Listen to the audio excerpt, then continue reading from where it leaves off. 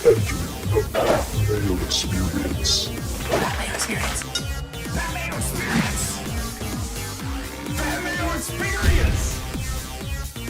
Experience. Welcome to an emergency Pat Mayo Experience. Today, we are recapping round one of the NFL draft, mainly from the teams that are perceived to have won the first round of the NFL draft, and no better person to talk to about that. Smash the like, sub to the channel, sub to everything else while you're here. It is Tim Andercust. Tim Andercust. That is not my name. No, I heard that it was your name. I heard it wasn't. How you feeling? The Jets have never won a Super Bowl in your lifetime. They haven't even won an AFC championship game in your lifetime. Well, I mean, yeah, I suppose they have, but what were you, like 3 years old, 5 years old, something like that? But they haven't made the playoffs in over a decade. Is this the best night you've had as a Jets fan? It's the best night I've had as a Jets fan other than the playoff victories that we've had. So non-playoff victories included, this is the best day I've had. I mean, we won the draft. We took all this draft capital and we took all the best players and we got them at great value. Like it couldn't be more perfect. Now, who is saying that these are the best players? Because the same people that are saying these are the best players are the people that went like 2 for 32 in their mock drafts, these experts. Well, I'm not so certain that getting their mock draft correct or not is what constitutes people knowing what they're talking about the draft. I'm talking about draft grades. People had Gardner as the first cornerback in most rankings.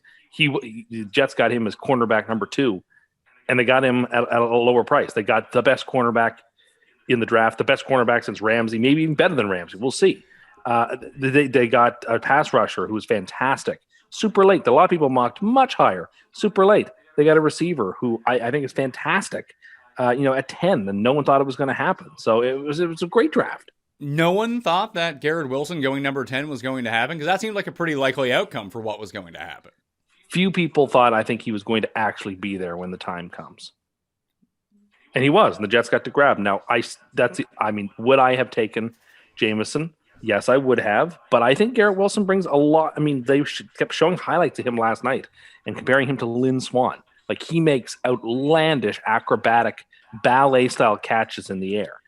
And with Wilson going to be, who is a quarterback who gets on the move and throws the ball high to try to avoid interceptions, Wilson is like a tailor-made player for him, to avoid interceptions. It's just everything is too perfect for this team.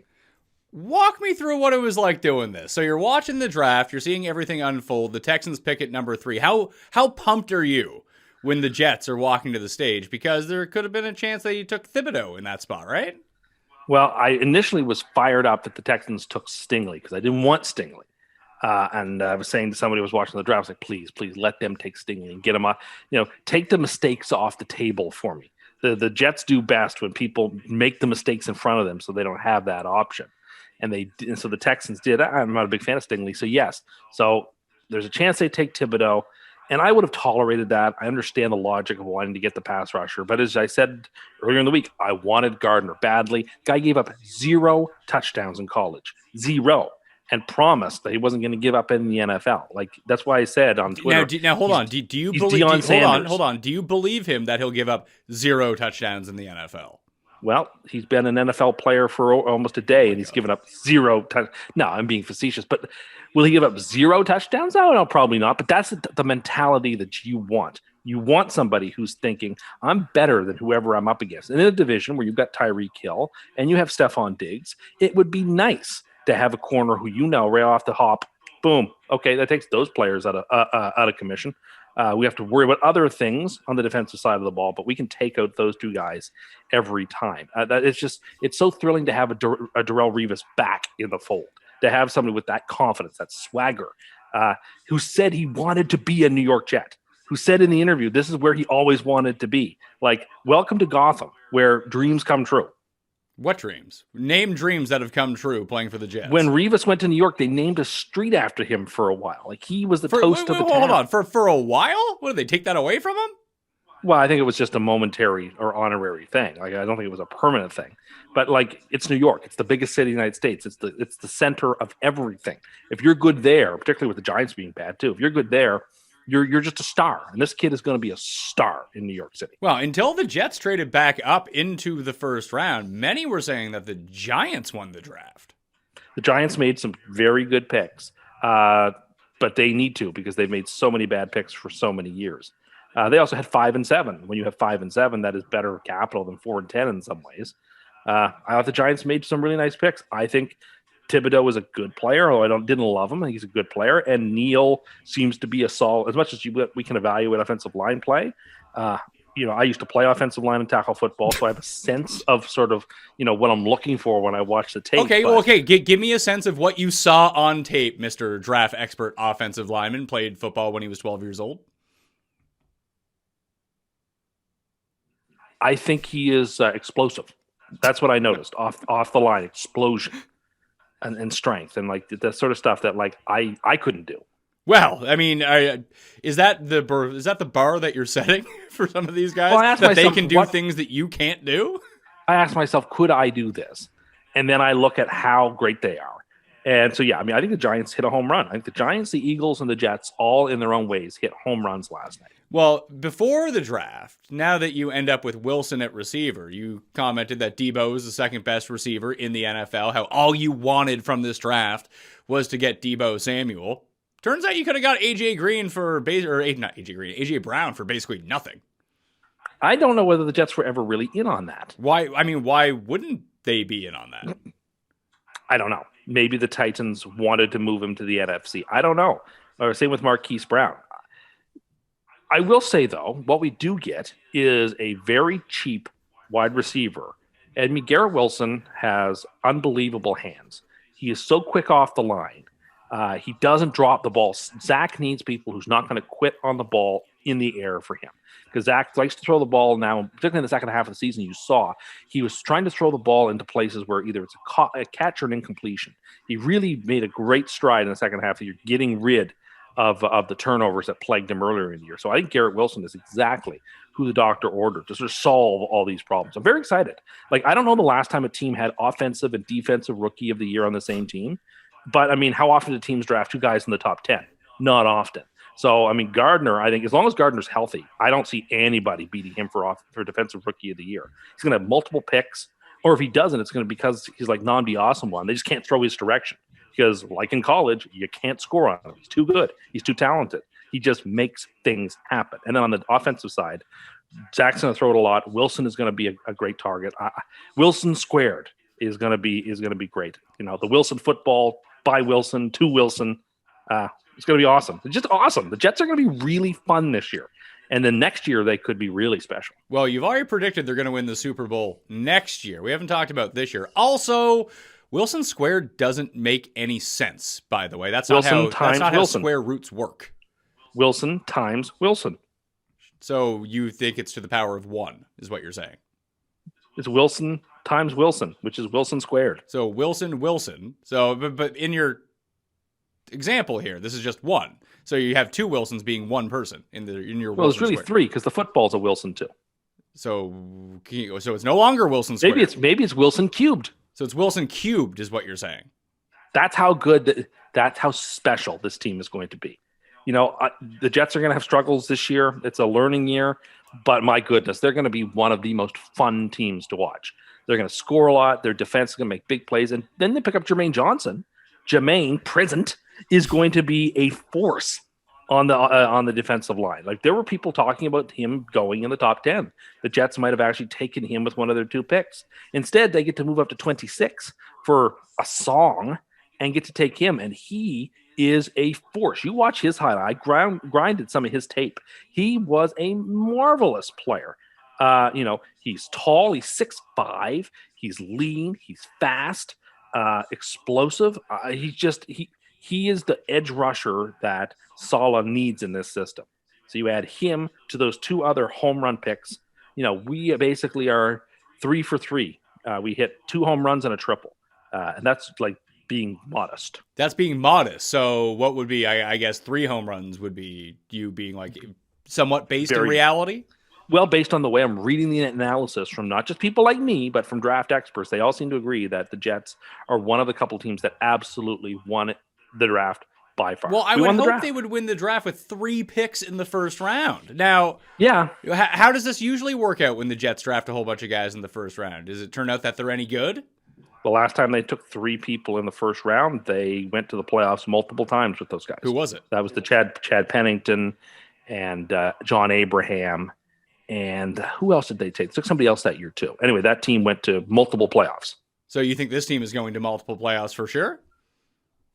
Oh, there's no doubt in my mind if people are healthy. Like this year, no. Although, could they compete for a while? I mean, who knows? If there are injuries and things break their way, I mean, there are people who are a little over excited about the quote-unquote talent in the AFC West. So maybe if some of those teams come down to earth a little bit, as we expect, maybe if the Dolphins and Patriots really struggle, maybe the Jets are there to rack up some easy wins. I don't know. But I'm not going to predict that. I'm going to predict a learning season that'll be tough. But next year, with more first-round picks, the sky's the limit for the New York Jets. Sky's the limit. Okay, so guess the record right now. If we go, I mean, This we're gonna year? go, when we do the It's hard to without the schedule. When we go through the schedule release show, I think it's actually the first day that I'm back. I think it's like the 13th of May. So me, you and Jeff will break that down live, I think, as that ends up coming out. But just throw something out there right now. I mean, could I see this team winning 8 or 9 games? Absolutely. I mean, could you make a pick? You're here to make picks. I think let me be conservative and say 7 and 10. 7 and 10. That doesn't sound like you. What's going on here? Well, I think it's still going to take a year to adapt. I mean, and that would nearly be doubling their win total from last year, from going from 4 to 7. Now, how long until, I mean, you put a first round trade grade on Mike White, the backup quarterback, who they also brought in Joe Flacco to potentially be the backup quarterback, showing like they really want to protect Mike White and make sure they never has to see the field in order to protect his trade value. I assume that's what the case is. You do have a problem that your quarterback might not be any good. Well, I mean, that is the most important question, isn't it? He has to continue to show the progress that we saw from the second half of the year, where he stopped turning the ball over. But he also wasn't throwing touchdowns either. He was throwing fewer touchdowns, but he was making fewer mistakes. And so the key thing was to solve the turnovers. If we could get a mix of the guy who was the, objectively speaking, preseason MVP with the guy who we saw in the second half of last year who stopped turning the ball over, then that is a very, very good quarterback. And he's been given weapons. He has Corey Davis. He has Elijah Moore. Now he has Garrett Wilson. This is a bomb squad of wide receivers on this team. You add that to going and getting Uzama as a tight end, who is someone I always liked, someone you always liked in Cincinnati, who I think is going to be quite solid at the tight end position. You have that offensive line fully healthy going into this year. The running back position is secure. I don't see holes on the offense. And now the defense, the secondary is a problem. They just added the best cornerback in the draft, one of the best cornerbacks we've seen in years, and a quite solid pass rusher in Jermaine Prisant to pass rush. So I tell you, it's exciting days here. There are still obstacles to overcome, and there are teams in the division like Buffalo, which are not, we can't overcome yet. But things are moving in our direction. The Jets are building intelligently. Joe Douglas has proven why he is a mastermind when he's not leasing Seattle for draft picks or making unbelievably high-quality picks here in the first round again, as he did last year. He just proves year after year he knows what he's doing. It's nice to have the team in competent hands. As a Jets fan, you can hold your head high and be proud that this team is moving in the right direction, and everybody sees it. Okay, everyone sees it. So this is according to you from last night about getting Sauce Gardner. Imagine getting a player who is the mix of Deion Sanders and Darrelle Revis at number 4, the best player in the whole draft. That's Sauce. Mm-hmm. You stand by that. Jacksonville should have taken him first. Was I not on this show on Monday proclaiming loudly that's who I wanted, that I thought he was the best player? I mean, you never said that he was the best player. You said that's who you wanted, but now he's the best player. And apparently, he's a mix of two of the 7 best corners of all time. That's what I see in him, with the confidence and the speed. Well, hold on. Deion when he got drafted, he walked the opposite direction because he was so shook. He was so excited. He always wanted to be a Jet. That's what he said in the pre and the post draft conference. Well, how come he didn't say that in the pre? How come we never heard about this pre-draft? Well, because there's always a chance you could have gone first, second, or third. You don't want to say that beforehand and start off in a bad relationship with the team that's drafted you. But look, Like, he wants to be a Jet. Of course he does. It's the biggest city in the United States. You want to be a star in the NFL, you go to New York, and your stardom goes to another level. That it can't be understood. I mean, it can be understood because we see massive stars in football, none of whom play in New York. Whose stardom would be even multiplied. Would it? Because it really 2. feels like the NFL is If a Patrick league that Mahomes it doesn't were a matter giant- where you play. I mean, It does. Aaron Rodgers plays in Green Bay. Doesn't stop him. Well, but Green Bay is a marquee franchise. Yes, Green Bay's a little town, but Green Bay is not just some outpost no one's ever heard of. Okay, They're then one Patrick of the 3 or 4 Mahomes plays in biggest teams. Kansas City. Yes, and he's a star because how good he is. If he was in New York, his stardom would be doubled, tripled. He'd be hosting SNL all the time, or he'd be on the shows. He'd be in a lot more commercials. He'd be on every billboard. He would be recognizable to non-football fans. Do you see a in a lot of way that- football players in commercials just on the whole besides, I mean, even Tom Brady's not even really in commercials. Not a lot, but you do see some, particularly when there were stars in New York, you see them there. Like what? Eli was in all kinds of commercials. So the Mannings were in a lot of commercials. So Eli was mainly in those commercials with his brother, by the way. like, you can dismiss Gardner if you want. I guess your opinion, he's not a very good player. Okay, well then you're I entitled mean, to that I opinion. think that the results are going to fall with me on this one. That is he one of the 10 best cornerbacks of all time? No, that's my stance. Your stance is that I said he is. has the skill set. I said he has that skill set. We'll see. Nothing is guaranteed, but like, you watch how he played in college. He didn't give up a touchdown in Yeah, college. Tim, he doesn't get to play in college anymore. It's just like when your boyfriend, old safe space Sam anymore, Zoomer Zach, when he didn't have to play like D2 teams anymore, he wasn't very good. He was very good. He went right away and won the preseason MVP. Not a real award. And And that was it is also a real- judged yeah, by he you, won and it. he had nowhere near the best stats of the preseason. He definitely had the best. He stats. really and did. then You know who did? he played You know who fantastically. did? Better than Zach Wilson, Tyler Huntley. Yeah, and, Huntley's a very good player. I won't say a bad word about him. And then Zach played great in that game against the Titans. He played really well down the stretch. He stopped after his injury. He made the adjustments. There's a lot of things hanging on Zach this year to improve. He doesn't have to be a superstar, but he needs to be even better. We need to see the progress. And I don't see any reason to believe it's not going to happen. You've seen no he has reasons to skills. believe that won't happen. What has No, I see- him playing poorly more often than playing well leads you But to believe that playing he's going to better play as the season well went on. more than poorly? I saw progress. I'm super. Look, I know that you want to downplay this, and I get that. You think that's funny, but I mean, this team is so it special. is funny, and everything I've told you about the Jets since the inception of this show has come true, by the way. Not every. What hasn't? Give me an example about the Jets that hasn't come true. You thought Elijah Moore was going to be a nobody. Elijah Moore is now acknowledged to be a pretty darn good wide receiver. Is he? Yes, I don't think there's anybody who would say Elijah Moore is not a very interesting must. I mean, he'll be owned in 100% of fantasy leagues. I mean, there's a lot of guys that are owned in 100% of fantasy leagues. There's very few Jets that are very, very, I mean, very few Laviska Jets that are. Shenault was owned in 100% of fantasy leagues last year. Yeah, well, because he was a starting running back He's not a running back. or starting receiver for Jackson. Well, I mean, Elijah Moore is a starting receiver for the New York Jets. Basically, every starting receiver in football is almost 100% owned in fantasy fine. football. You If know- he's so good, let me ask you this. How come when we traded in our keeper fantasy league last year, you just threw him in as if he was nothing to me when I was making a trade? Because I was desperate to I didn't have enough room to keep him because I have so many studs to keep on my keeper team, and B, I was desperate to make the deal. So he's such a stud, but he wasn't as good as your studs. Well, no, he's not as good as Jamar Chase. I mean, you No, traded him for Jalen Waddle.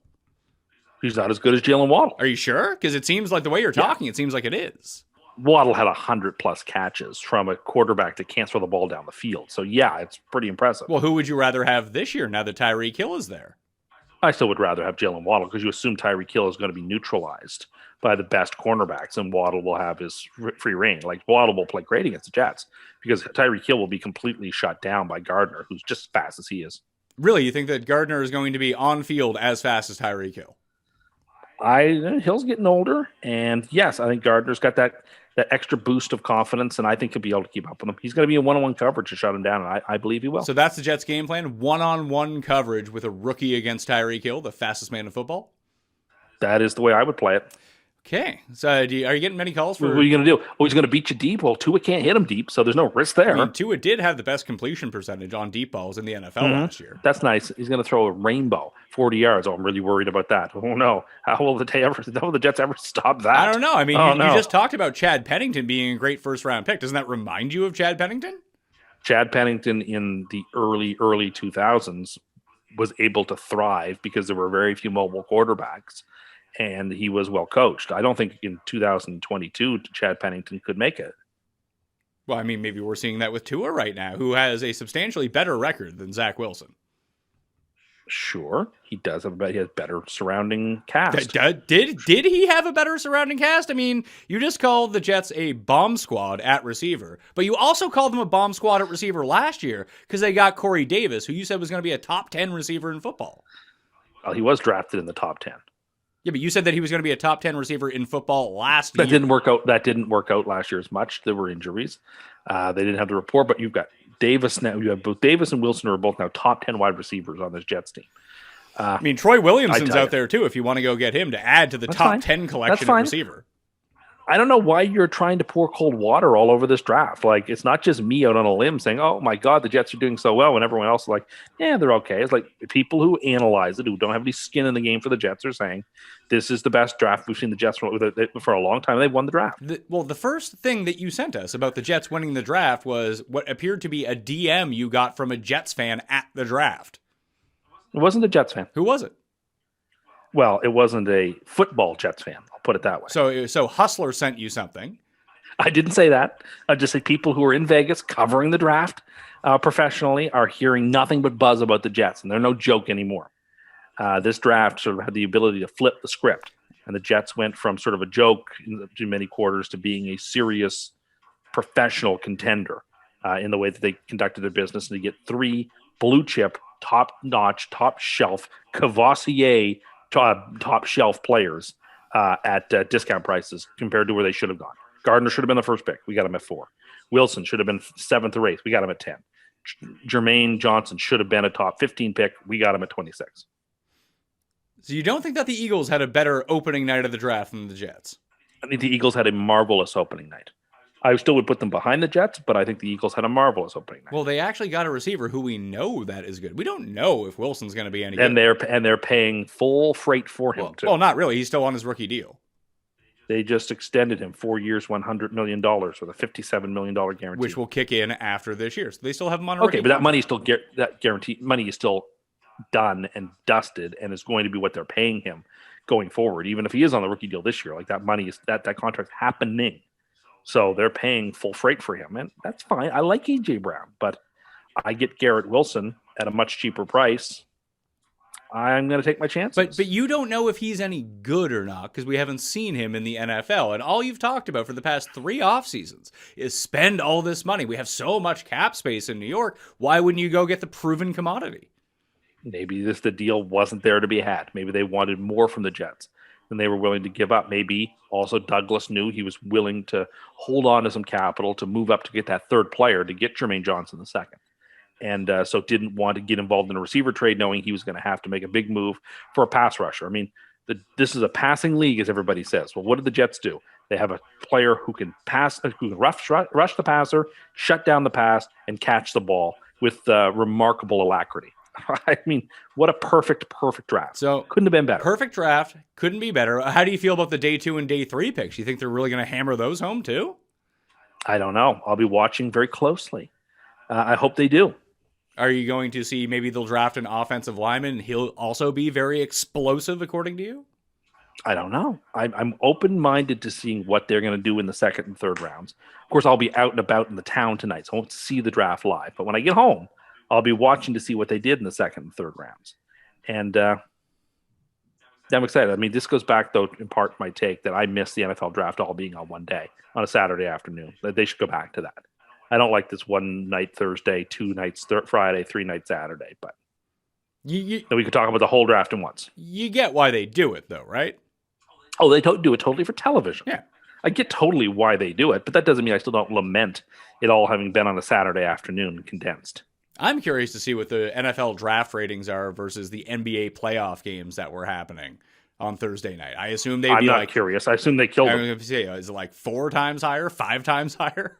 Well, particularly this year with the draft being on network TV, like it was on ABC as well as ESPN NFL Network. So like, yeah, I suspect if you add up all the ratings, it will have killed any of the NBA games. Okay. The NFL doesn't care anymore. It's like why they scheduled a bunch of football games this year, or are scheduling them against the Christmas Day basketball games, because they just know they're just going to outrate them. Yeah, and it's like when they went up against the World Series last year, they're just just like, fuck you, we don't care. Yeah, they don't cancel the Sunday games against the World Series anymore. Like the NFL realizes, I guess, not only that they're big and tall, but that they can stomp on the buildings if they want to. And it's just funny how lopsided those ratings were. I don't even think it was a good game on the Sunday night against the World Series. It was the Vikings and Cowboys, actually. Oh, was it? The game when the 2 backups were starting? Correct. But, 2 big markets and whatever. I don't think that Minneapolis is a real big market. No, but Dallas is. Minneapolis is a relatively. I mean, we traveled to Minneapolis, St. Paul. That's a relatively large. I mean, I've traveled to a bunch of places. Like, it doesn't mean that they're large cities. And they had the Cowboys. Yeah, well, I mean, the Cowboys are always going to draw, of course. But I mean, Dak did Dak play, or was Dak like hurt, or was that Cooper Rush versus Kellen Mond? Was it Cooper Rush or was it DiNucci? I believe it was DiNucci. No, DiNucci. I think it was DiNucci versus. I think Cousins played. Now that I think about it, Did Cousins play? I should look that up. I feel like yes. Or was it like was Sean Mannion playing quarterback? I'll look it up. I remember it was October the 31st. A Halloween night game. It was a scary game. Let me look it up. I'm going to look it up. I'm going to effort it right now. Oh, I did want to ask you, because I put this out on Twitter yesterday. Your takes on broiling things? What about it? Well, why were you broiling pizza? To make it cook super quickly. That's why. But it only cooks one side of it. That means that you're... Well, I didn't realize this. What I should have done, and this is what I was getting advice from, is from now on, don't just broil it. Put the whole thing at 500 so that it cooks the whole thing quickly. Who gave you that advice? Because that seems to be the opposite advice of what you were given. Well, I was told if you're not cooking something at the broil at 500, you need to have the whole oven at 500 if you want to cook the whole thing quickly. So, okay, fine. Then that's what I'll start doing. But that won't necessarily cook the whole thing quickly. It'll cook the outside really quickly. It depends on the thing. I mean, if you shorten the time and you increase the temperature, it should work out. It's like a mathematical equation, right? What you do to the left side, you've got to do to the right side as well to balance it out. So what you're saying is that if I wanted to cook, let's say, a baked potato in the oven, and I put it on for, I don't know, let's say 375 for an hour. So it can, cook. I'll flip it halfway, make sure that, poke the holes in it, make sure it doesn't explode in my oven, anything like that. What you're saying is that if I turned my oven up to 700, I could cook it in half an hour? Well, I don't think an oven can go to 700, but if it goes to 500 or something, yeah, you shorten the time in proportion to the temperature increase. And yeah, I've been broiling things ever since I learned about this broil function. I've been broiling everything. I broil bacon in the oven. I've been broiling, what else have I been broiling? The frozen pizzas, but they're not cooking all the way, so I need to thaw them out more. You don't need to thaw them out. You need to cook them on both sides. Well, this is the thing, but you can't flip them over like you can other stuff. Well, then don't broiler, use it on right? broil. Maybe just use it for what it is But that instructed. cooks it so Because it quick. has to cook all the way through. That's the point that you're missing here. Yes, I understand. Well, I mean, the hotter it is, the faster it'll cook. Not through, necessarily. I mean, it will cook through faster, but just because you increase the temperature and shorten the time doesn't mean it will still cook all the way through. Sometimes that stuff takes a while to cook because it needs to cook all the way through. Yeah, but I'm looking to shorten that time. Yeah, but that's why you cook everything in the microwave, apparently. That's Not not how everything, it but, works I got when you things to do. actually cook things. When you cook things, I mean, you can increase the temperature, and plus you get more color, more flavor. They say, right? It's like you want to sear something on a super high heat. It depends on what it is. Why are you searing a pizza? Well, you don't sear a pizza, but it's the same concept that the higher the heat, the more color, the more flavor. For certain things, what are you name one food that you are searing at home. I seared some fast fry steaks last night. Some what? Those fast fry, like those thin, cheap steaks you get at the grocery store. Why are you eating those? Well, they were cheap, and they cook quickly. I don't have to wait all day on them. And you don't have to worry about resting them, and they don't have that fat around them that I don't like. So you just fire them in the frying pan. Although I better not use the oil anymore because this oil that I bought is too fattening now. So I have to hold on a second. I'll have to use something else. Hold on. You said you bought canola oil because it was the healthy oil, which is the exact opposite of being true. Well, because you told me that olive oil is bad for you. I never say olive oil was bad for you. I said it had a ton of calories in it because all oil has calories in it. That's the same thing. No, it's not. That is not the same thing. Objectively, health-wise, olive oil is going to be way better for you than canola oil. Do you know why you use canola oil? I don't know. Because its burning temperature is much higher than olive oil. So if you are doing things where you need to cook at extreme heats, canola oil won't catch on fire as fast as olive oil will. That's the purpose of using canola oil. I thought people used it because it was a lighter, healthier oil. Well, that would be the opposite of true, so I don't think that anyone besides you is doing that. No, so I need to find oils that are lighter in calories, because to me, more calories equals less healthy, and fewer calories equals more healthy. Then you should just drink water all the time. And I do drink a lot of water and DCs, things that have no calories. Okay. And G0s. A lot of G0s? Yeah, there's quite a few G0s in my fridge. I can get behind a G0. That's what I bring to the gym with me.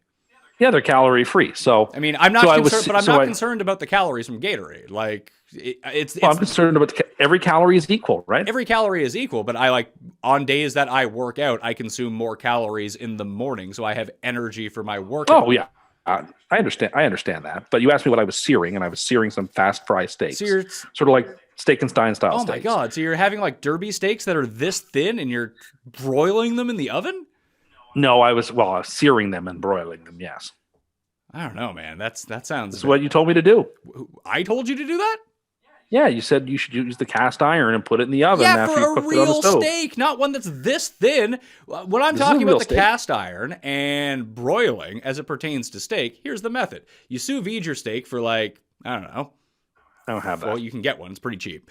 You can get one, and you can control it from your phone, too. Hook it up to your Wi-Fi. You can make sure the temperature is set. It'll do the countdown for you. It's perfect. So you sous vide your steak for whatever the allotted time that you want, whatever you set the temperature to. So you sous vide it for 55 minutes or something like that. And then you end up throwing it in the broiler on both sides for 2 minutes while you have the canola oil in the cast iron pan on top of your stove at extreme heat. So you broil it to get a bit crispy on each side, but not for too long. Then you take it out with all of your garnishings inside of the cast iron. Then you throw it in with the canola oil, and then boom, you sear it on one side for 30 seconds, you press it down, sear it on the other side for 30 seconds, and you have an immaculate steak that you can cook at home. You were talking about buying a $3 steak and spraying Pam on it and putting it in a fucking frying pan. Well, I used canola oil, but I threw the canola oil out last night after you told me about the calories. You can still use canola. You might need canola oil if you are cooking things at super high temperatures, which it sounds like that's the only thing that you're doing. Because you told me to put it on high heat, so that's what I've been doing. I'm cooking things on high heat, like the way you told me to. This is not a smoker or a slow cooker. It's an oven. It doesn't need to be. And most of the time, cooking things longer at lower temperatures makes it taste better than cooking things at high heat. Well, when it's a smoker or something, yes. When it's a smoker or something. But if you go to a restaurant, you'll get that sear on something because they use super high heat. You get the sear on something. They're not just searing it, though. And they say on those cooking shows, more no color, no flavor. Do you have any idea what any of this stuff means? Like what you're doing and how people are actually cooking things? Well, I'm trying my best. It doesn't sound like you're trying your best. It sounds like you've tried nothing and you're all out of ideas. No, I've been following the advice that you've been giving me. What? It doesn't sound like you've been following the advice at all. Why don't you just use the broiler? Why don't you just Google some of this? Yeah, I don't do that. I try to figure it out on my own. And how's that working out for you? You're eating pizza that has its dough raw while all the cheese on top is burned. Yeah, it was not good. What I made the other day, I just figured it was a bad pizza. That's why when I put it under the broiler. That's what you figured. You figured that the pizza was faulty, not what you were doing. That literally was the conclusion I came to, yes. That I didn't thaw it out long enough, and that I should have made sure that's a little more room temperature before I fired it in there. And then it would have cooked more evenly, because I thought the broiler means that it broils it, that makes it super hot super quickly, cooks the whole thing up. I wasn't aware that you meant that it only cooks the top part of the thing. I thought it just was like oven hack, that the broiler is like the super fast way to get all the extra heat into your food. Now I realize if I'm going to broil everything, then I need to make sure I flip it on both sides. So I get that now. Or turn the oven up all the way on normal heat. So I understand the mistake now. You shouldn't do either of those things. There's very few things you should be broiling in your oven for one thing, and almost nothing should be cooked at like 500 degrees. But like all my creme brulees say I need to broil them. You don't need to do that, as was pointed out to you. You're buying like store-bought packaged creme brulees. Well, yes, I am. I don't know how to make them on my own, but they have them at Costco. I mean, what do you So mean they're you don't know very how to tasty. make them on your own? You told us on this show you were making your own creme brulees.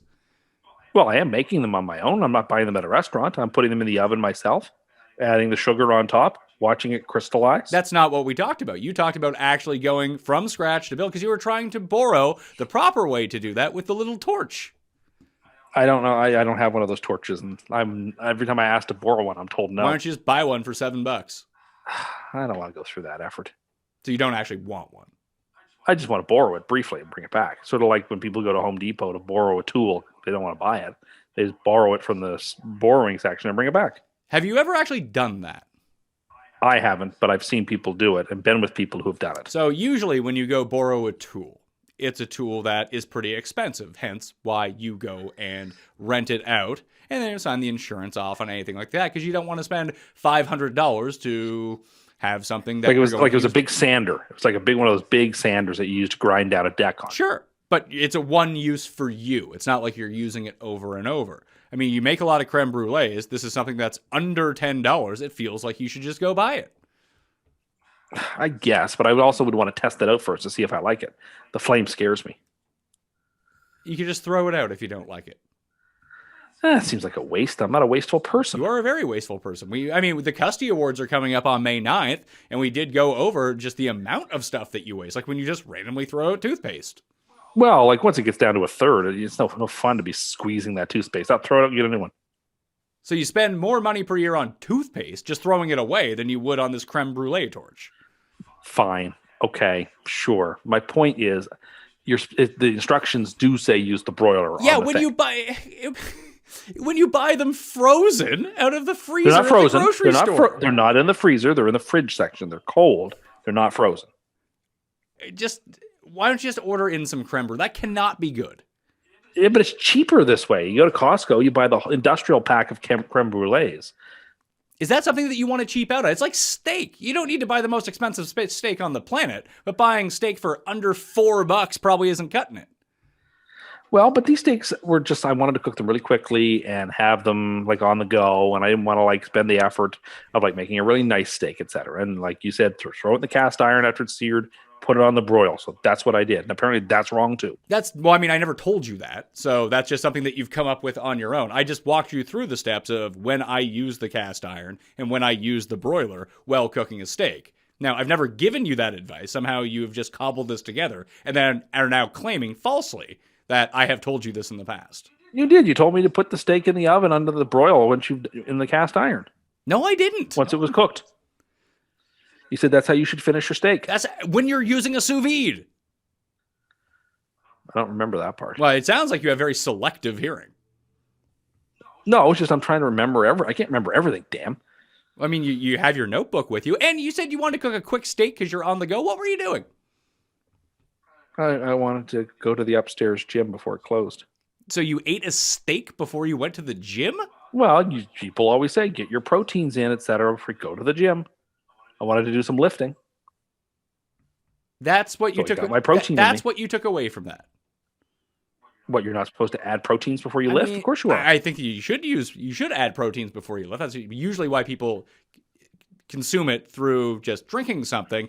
Like, you don't really want to go to the gym on a full stomach, like especially that close to it. Like maybe an hour before, sure, but not like I'm walking up to the gym eating a steak.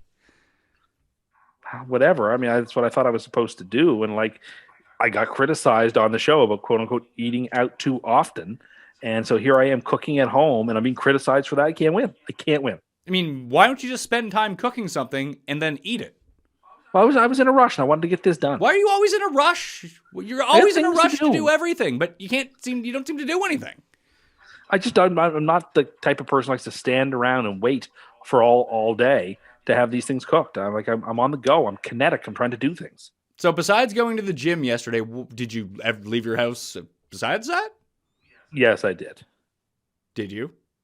Yes, I did. I went to go visit my grandmother. Okay, so you took up 2 hours doing that, then the rest of your day you were at home. Working. But are you saying that you can't, you're working from home right now?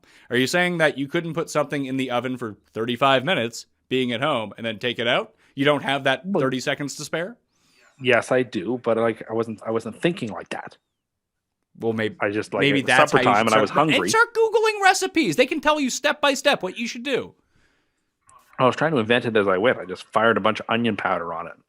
Wait, what?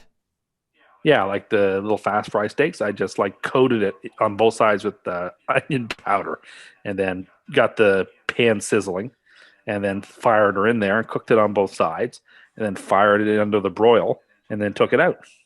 I don't have any onions, and you're supposed to have onions with steak, but I don't have any onions in the house, so I thought the onion powder would be a reasonable facsimile. Okay. How many times did your smoke detector go off? It didn't. Was there a lot of smoke? I had the fan going, like the microwave hood range fan. And we'd say, like, if you can see me, like this thick of steak? No, not that thick. Like thinner? Yeah, thinner. How long did you have this on for? I don't know, a few minutes on each side. How burned was the steak? It was more cooked than I would have wanted because I wanted that color on the side of the steak. Was the color that you were looking for, was the color black that you were looking for? No, but I like that dark caramel color on the steak. I don't think that your 99-cent steak is going to caramelize properly. No, maybe it didn't, and I didn't realize that was going to happen. But it actually tasted okay. Did it? I thought so. I ate it. Was there any chance that you weren't going to eat it? Well, if it was horrid, I suppose I wouldn't have eaten it. Because it's all about calories in and calories out. I'm not going to take on calories that I don't like. But you do anyway. Not really. I mean, how are you... talk me through tracking your macros, by the way, if it's all about calories in and calories out. How are you doing that each day? Trying to ballpark during the day when I think of calories. Like, for example, this morning, I had coffee, so that's no calories. I had a handful of fresh strawberries. There's probably, 10 calories total in that. Incorrect, but okay, continue. Is it even that? It's all water, right? It's a fresh fruit and it's all water. So I had 10 strawberries. I had a banana, so about 40 or 50 calories. Also untrue, but okay. A tiny little bowl of maple-flavored yogurt, maybe 50 calories. And I had a whole wheat bagel with a little smear of peanut butter today. Peanut butter is kind of fattening, so maybe there's 70 in that. The bagel, maybe another 50. You think a bagel has 50 calories? Well, remember, I dig out the middles, right? I dig out a moat.